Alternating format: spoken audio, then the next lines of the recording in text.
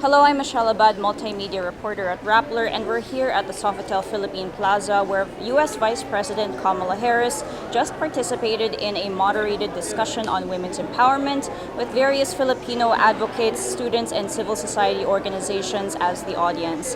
This is one of the agenda points of her three-day visit to the Philippines, and the trip is part of U.S. President Joe Biden's efforts to strengthen U.S. ties with regions in the Asia-Pacific and to deepen ties with the U.S. and the Philippines.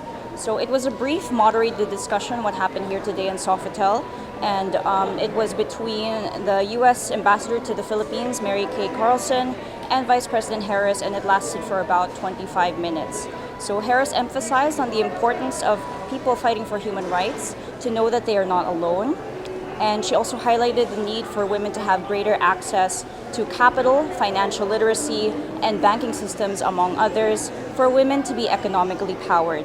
She said that if you lift up the economic status of a woman, you will lift up her family, her community, and all of society. Vice President Harris also said that women emerging leaders should not be discouraged when they feel like they are fighting alone in their causes.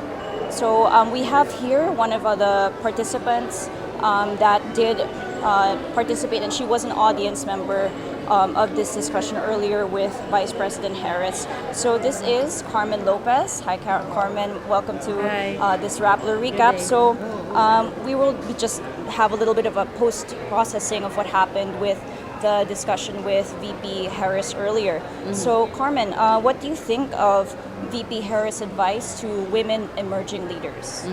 I really appreciate what she has shared about never giving up. Someone in the audience asked about her advice. So it is very relevant, like in the case of the youth and especially women enterprises that we are supporting. For instance, it is the fight for and not against anything that she emphasized. And I think she has a firm grasp of what's happening on the ground, what's happening in the communities, the different issues that they are facing in terms of the challenges, limitations in terms of capital, financial literacy, access to bank. So she is very grounded, and in a sense, it allows us women, no, emerging leaders, to relate to what she is saying, and it is an opportunity to actually be motivated, no, and inspired. So yeah, I really appreciate what she has shared, and I think it should reach more audience along the way. I forgot to give some context about Carmen. So she's actually part of the National Council of the Young Southeast Asian Leadership Initiative. All right, and you're also the Chief Empowerment Officer for Her Store Asia. So another question that I want to ask you, Carmen, is, so we did notice that it was quite a short discussion, just around 20 to 25 minutes. What do you think was perhaps missing, or what do you think would you have wanted to talk about with Vice President Harris, and something important that Filipino women leaders and women advocates in general should be talking about more? So one of the things that was not highlighted during the discussion was on sexual and reproductive health rights. So we all know that VP Harris is actually a pro-choice advocate. So because of the situation with Roe versus Wade in the U.S. and how it affects now the Philippines, no, in terms of legalization of various reproductive health services. So that's something that could have been further discussed during her conversation. But another aspect also is we talked a lot about women, but what about the girls? What about those who are still in line?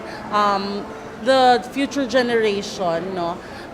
We need to talk more about STEM, science, technology, engineering, and mathematics, how we can get them, how we can launch startups in the Philippines, for instance, and across the world, letting girls experience these opportunities, allow them to have access to education.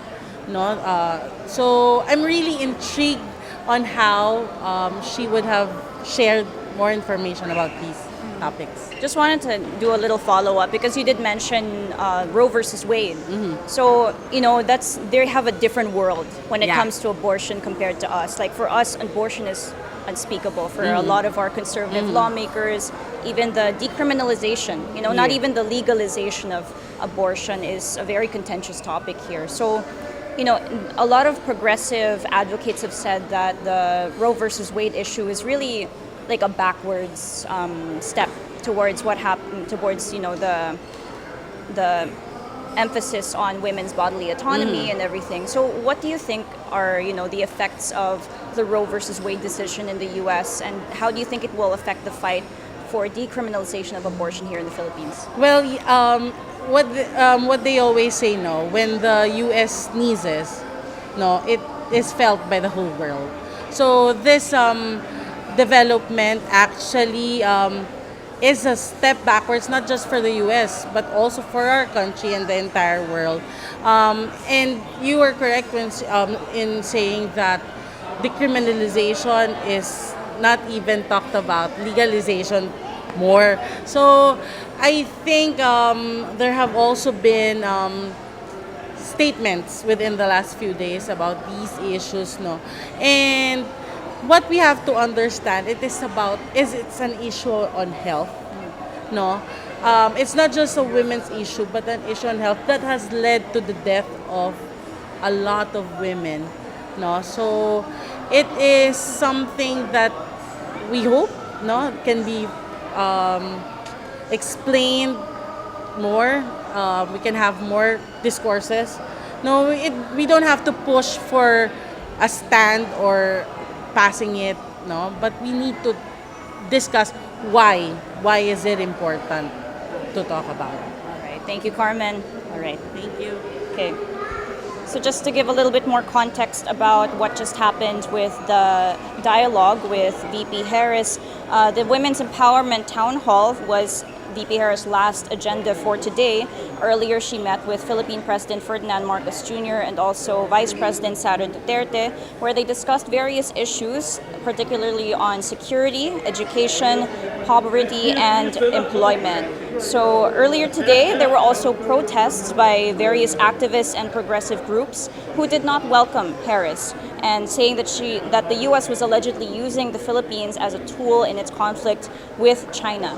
Tomorrow, Harris is set to visit the islands of Palawan, which is close to the Philippines' contested area with China in the West Philippine Sea. These are updates for now. I'm reporting to you from Pasay in the Sofitel Philippine Plaza. I'm Michelle Abad. Thank you for watching.